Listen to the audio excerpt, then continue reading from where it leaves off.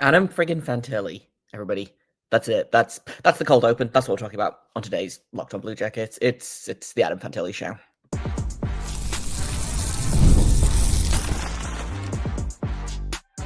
You're Locked On Blue Jackets, your daily podcast on the Columbus Blue Jackets, part of the Locked On Podcast Network, your team every day. Hello and welcome to Locked On Blue Jackets, part of the Locked On Podcast Network, your team every day. I am, as always, your host, Jay Foster, here to give you the good, the bad, and the ugly about your favorite team and mine, the Columbus Blue Jackets. Before we get things started, I want to thank everyone for making this your first listen of the day every single day. Locked On Blue Jackets is free and available on all podcast platforms and over on YouTube. I also have to let you know this episode is brought to you by Game Time. Download the Game Time app, create an account, and use code LOCKEDONNHL for $20 off your first purchase. Let's talk about Adam Fantilli. I was only sort of joking last night when I tweeted that today's episode was going to be between 22 and 28 minutes of just conversation about Adam Fantilli, but I do want to talk about him, and I do want to talk about him a lot because what a game from Adam Fantilli. I don't think he had a particularly great game against the Islanders. And again, it happens. I don't think anyone had a particularly good game against the Islanders. Like, this is not me calling him out specifically, but what a bounce back from him, from the whole team, quite frankly. I want to talk about Elvis in a minute here as well. I thought he was excellent last night. The offense took advantage of a goalie that perhaps was not ready to be facing the Blue Jackets. I was surprised that Dennis Hilderby got the call, but I am betting the Leafs regret that a little bit now.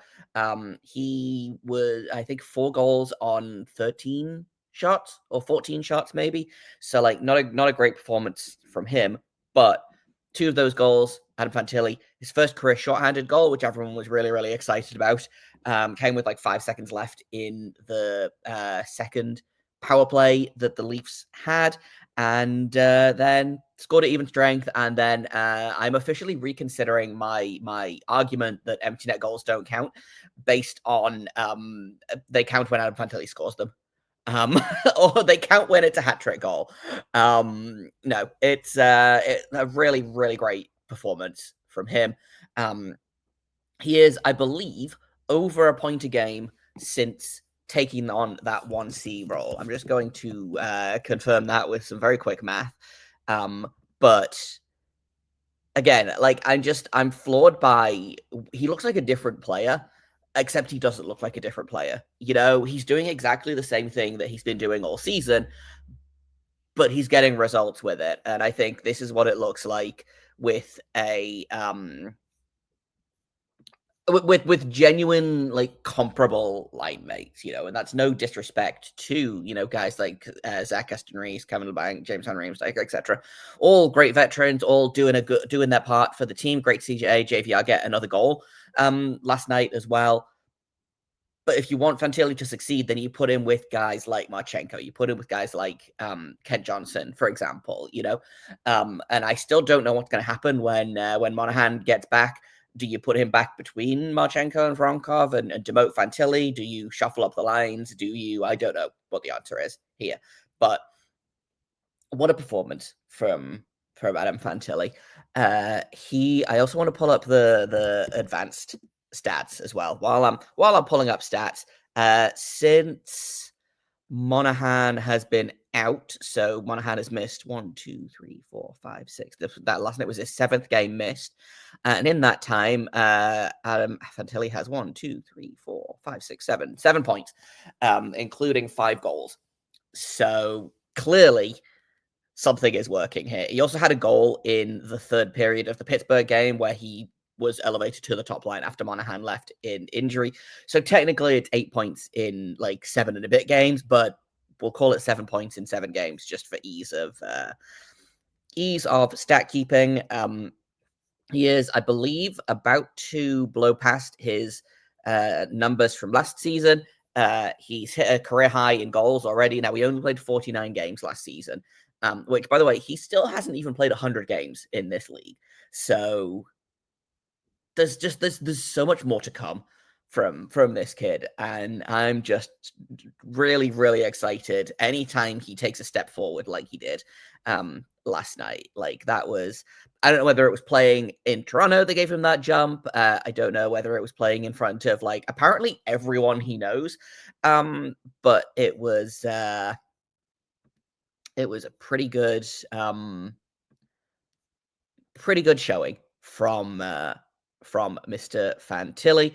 I want to point out as well, at 5-on-5, his line was on the ice for 14 shot attempts for and only 7 against. They did not concede a shot on goal, and they outscored the opponents 1-0. So they outshot them 4-0 at even strength when Adam Fantilli was, when the Voronkov-Fantilli-Marchenko line was on the ice.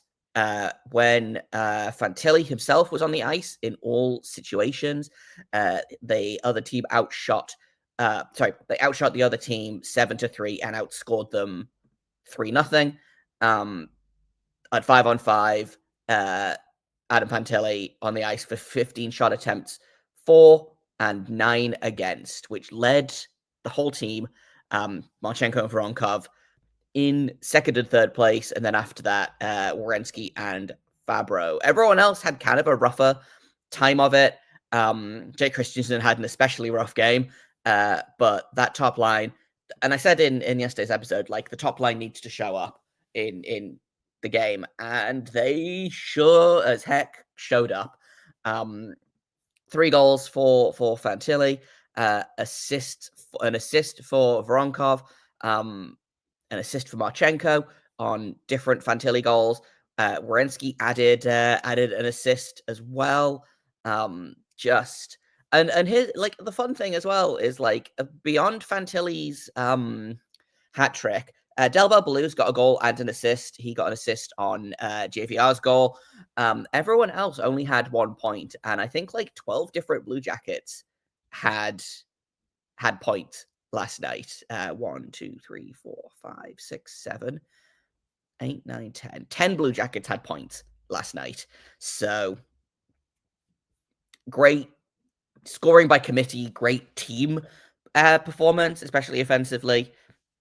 Everyone did just great.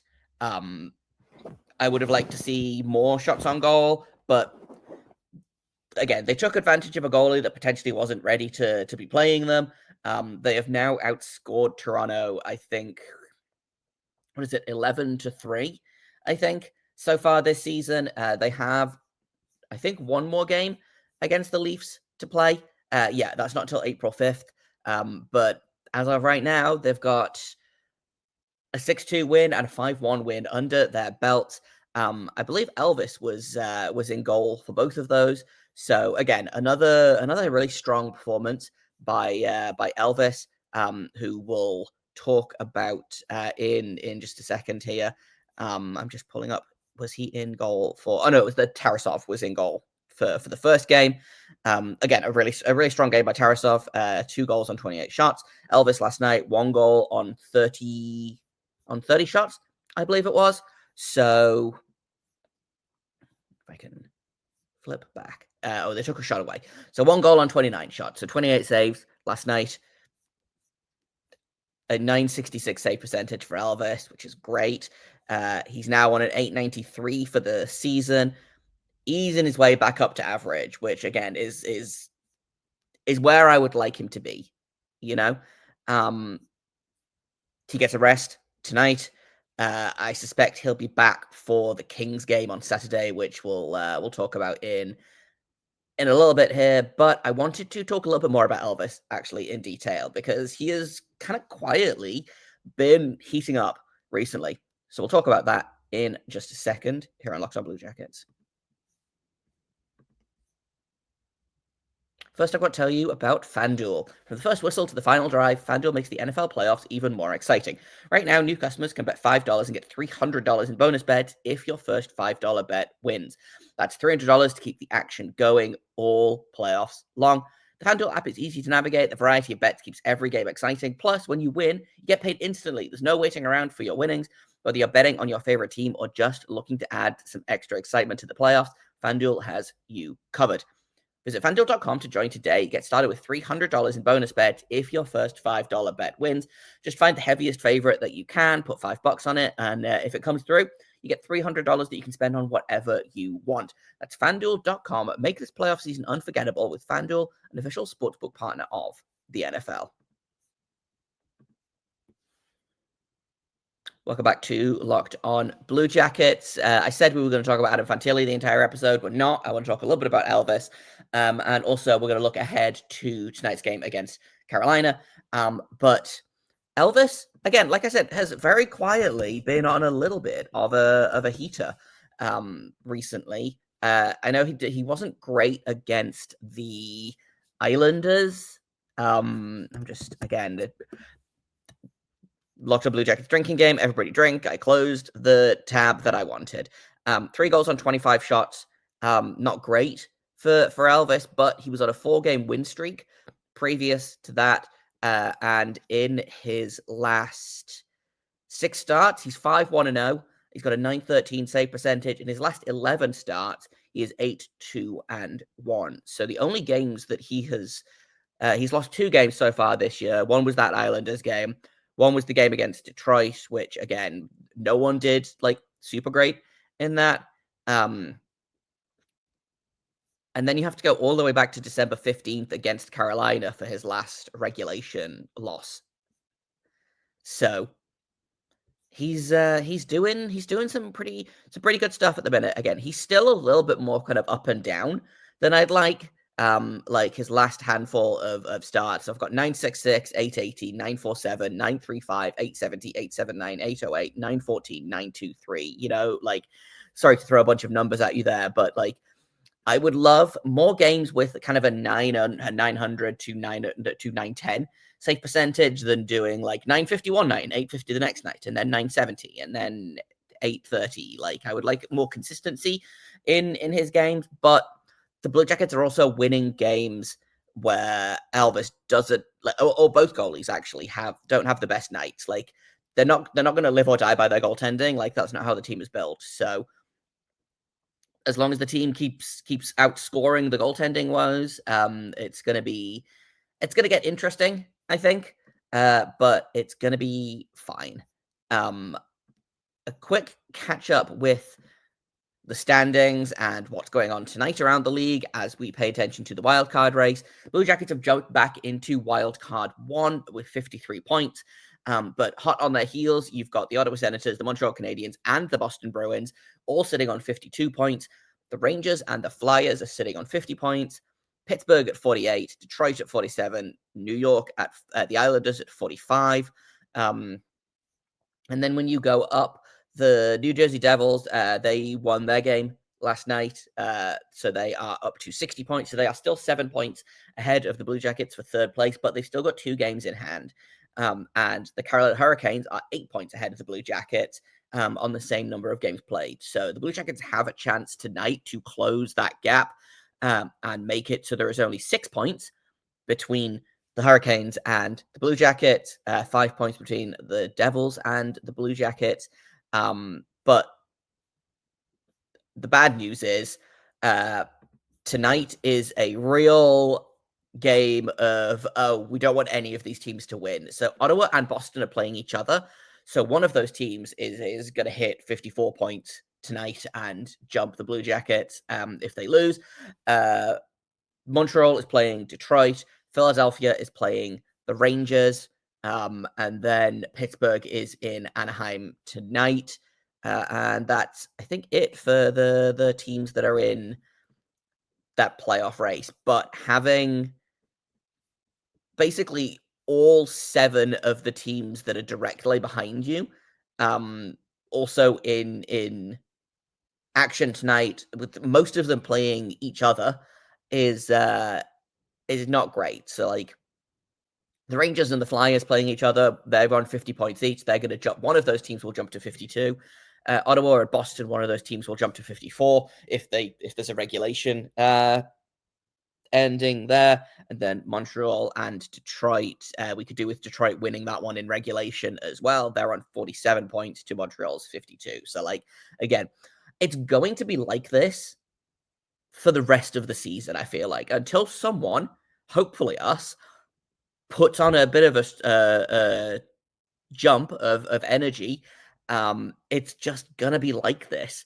I will say that the Blue Jackets have managed to get their goal differential into the green for the first time in a minute with last night. They went from -1 to +3, so you love to see that.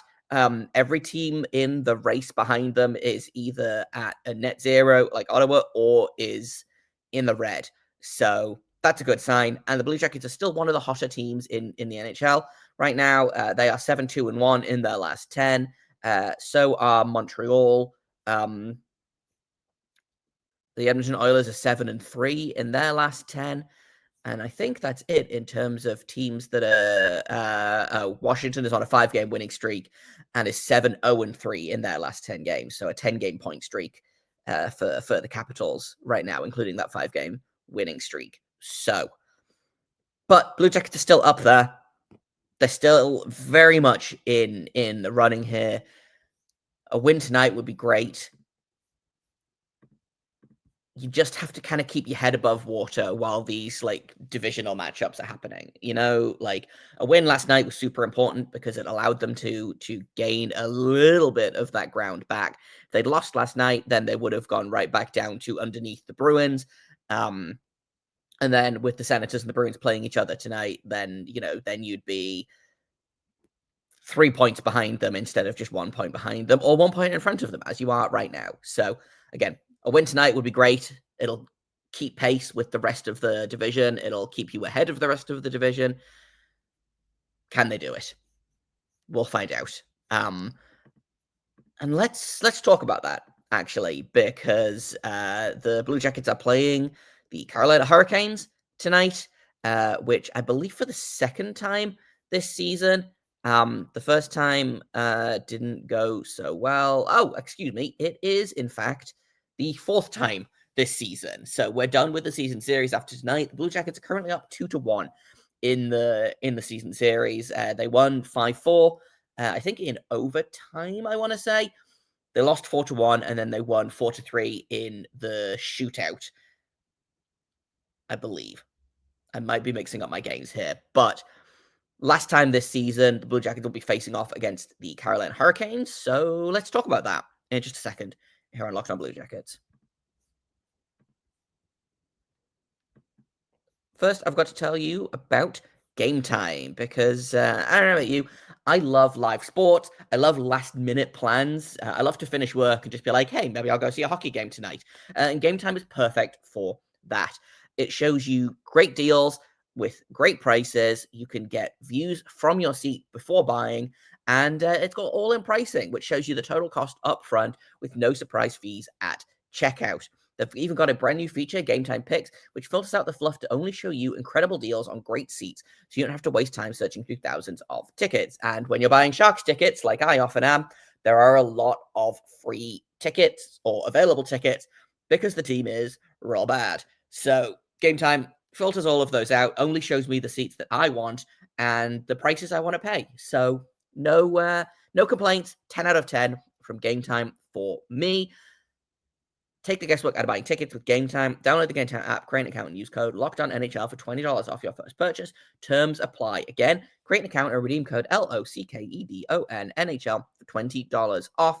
Download Game Time today. What time is it? Game time. Welcome back to Locked On Blue Jackets. Let's finish off by taking a look at the Carolina Hurricanes, who are 6-3-1 in their last 10. They're on a little 3-game winning streak. At the minute, they just battled back to beat Dallas 2-1 after going down 1-0. They beat Chicago in overtime, and they also beat Vegas. So, like, 2 of these are really impressive. One of them, you shouldn't really need overtime to beat Chicago. I'm going to knock on wood about that because the Blue Jackets still have a game against Chicago to play this season. But I feel like they have stumbled a little bit, which sounds silly when you consider, again, they've got in their last 10 games, they've got 7 of their last 10 games have had points, so that's 13 of the last 20 points they've gotten. They're a little bit less hot than the Blue Jackets. Like I said, they're 7-2-1, so they've gotten 15 of their last 20 points. But the Hurricanes had a really, really hot start, and I think have cooled off a little bit. It'll be interesting to see what happens tonight. Like I said, the Blue Jackets are currently up 2-1 in the season series. It'd be great to finish off with a win, not only because of like playoff reasons, just because winning is fun. And like it's weird to be in a situation where I'm like, man, if they lose, they get a better draft position. So should we root for them losing? If they win, then they can keep their playoff position. We should root for them winning. And I never really bought all into the tank last season. I think the team was just bad last season. They weren't tanking necessarily. But it's a weird feeling to be like, man, if they win, they can stay in the playoffs, and not like if they win, then they creep a little bit closer to maybe being in a playoff spot, you know? So winning is fun, guys. Who knew? I know that you all know this, but in terms of the Hurricanes, Martin Necas is the guy to watch for them. He's got 5 points in his last 5 games. He is leading them in scoring with 53 points, 16 goals, 37 assists. A real nice season that he's having after they thought about getting rid of him. Like he was on the trade block for a minute there until general manager Eric Tulsky re-signed him to a short term. I think not necessarily like something between a bridge deal and a show me deal. I feel like, and he sure is showing them. So Martin Necas, the guy to watch. Seth Jarvis, one of the more fun young players in this league. I feel like he's at 34 points in 41 games. He's got 4 goals in his last 5 games. So like those are the 2 guys to watch. I feel like Seth Jarvis especially loves to score on the Blue Jackets. So we'll be keeping an eye out on him for sure. Their goaltending has been very good this season. Pyotr Kochetkov is rocking a 904. He's 18-9-2. Freddie Anderson has just returned from injury. I don't believe he's made a start since returning. He did. He played the game against Chicago on January 20th. 3 goals on 25 shots. We might see Freddie tonight. We'll probably see Kochetkov, but we might see Freddie. I thought we were going to see Joseph Wall last night, and we didn't. We saw Dennis Hildeby. So, like, anything is possible. But goaltending, I'm not, like, super worried about goaltending if I'm the Hurricanes, you know? The Blue Jackets are going to be starting Daniil Tarasov, who has been excellent in his last 2 starts, or last 3 starts, if you count the game in Cleveland, his second conditioning stint. He had a 920 in his win on Philadelphia, 2 goals on 25 shots. Then he technically had a shutout against the Rangers, allowing 1 goal in the shootout only, the only goal that any goalie allowed all game, but it still counts as a shutout. His save percentage was 100% in actual gameplay because shootouts don't count against your save percentage. So 2 great performances back-to-back from Tarasov. Would love to see him keep it up. One of his first games was against the Hurricanes, actually, like way back in 2021-22. He played 2 periods against the Hurricanes before getting injured, and he'd allowed 2 goals on 33 shots in that game. So he has prior. I don't know if he's played them since then. I'm just going to double check. Yep, he played October 12th, 2022.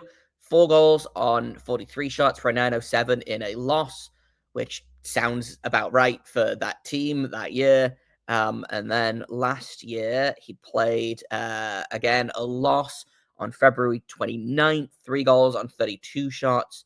So he's played them 3 times and hasn't actually gotten, like, a win, but all 3 games he's had an above 900 save percentage. I think it averages out to like a 910 or a 911 or a 912, something like that. I can't do math on the fly. You all know this about me, but that's going to be key because Carolina as a team shoot the puck like nobody else in the league. Like they are volume shooters, and they're also pretty good at limiting shots as well. So in terms of shots per game, they are leading the league with 31.9 shots per game. Blue Jackets are currently averaging 29.7. So like only 2 shots a game fewer, but they are 8th in the league in shots for per game, in shots against per game. The Carolina Hurricanes are second only to the Kings by 0.1. So the Kings average 25 shots against per game. The Carolina Hurricanes average 25.1 shots against per game. Blue Jackets are solidly middle of the pack. They're allowing about 28.7 shots per game. So they're going to have to win the goaltending battle. And also all of the battles. But like Carolina's really good at shooting the puck and not allowing a bunch of shots. They're 5th in goals for per game and 6th in goals against per game. Again, stingy defensively, great offensively. This is going to be a tough game for the Blue Jackets. They've beaten them twice already. We know they can do it. Can they do it again to finish the season series on a high? They probably won't be able to do it on the power play, despite the fact that the power play has looked good recently. They didn't score on it last night, I don't believe. They got a shorthanded goal and an empty net goal, but no power play goal. But they also didn't allow a power play goal from the Leafs, which is great because the Leafs power play looked really good. The penalty kill for the Hurricanes is 2nd in the league right now, so just go ahead and pencil in like 0 power play goals for this team. But their power play is only 17th, so a good opportunity to try and improve on the penalty kill. This is just a good team at the end of the day. Like, there's no real shame in losing to a team like the Hurricanes, just like there would have been no real shame losing to the Leafs last night. The Leafs are a really good team. But it's way more fun when you don't lose, you know? So I'm going to go ahead. I don't remember who I picked. Did I pick Karamarchenko to score a goal last night? Maybe I'll do that again. I should have picked Fantilli last night. I was thinking about it and then didn't. Maybe I'll pick Adam Fantilli again. Maybe he'll stay hot. Maybe he'll get another hat trick. I'm going to knock on wood again. But as the Blue Jackets defeat the Carolina Hurricanes, let's say 4-3. Let's have a 4-3 hockey game. Let's manifest another great game from Daniil Tarasov, another Adam Fantilli goal, and everything will be just great. So tomorrow's episode, that's all I've got for today. Tomorrow we'll break down tonight's game, the good, the bad, and the ugly. Let's talk about Adam Fantilli some more. Why not? Thank you for listening, for being for making this your first listen of the day every single day. Locked Up Blue Jackets continues to be free and available on all podcast platforms, on YouTube, and I appreciate you guys coming to hang out. I am hoping to do a live show at some point. I apologize I didn't get to do one last night, even though someone asked. It was so late. I was so tired and had to get up real early this morning. But you can follow me on Twitter at _Jacob Foster, JAKOBFORSTER. You can follow the show at LO_Blue Jackets on Twitter. And if you have comments, questions, criticisms, email me at lockedonbluejackets@gmail.com. Thank you once again for listening. And until tomorrow, make sure you stay locked on.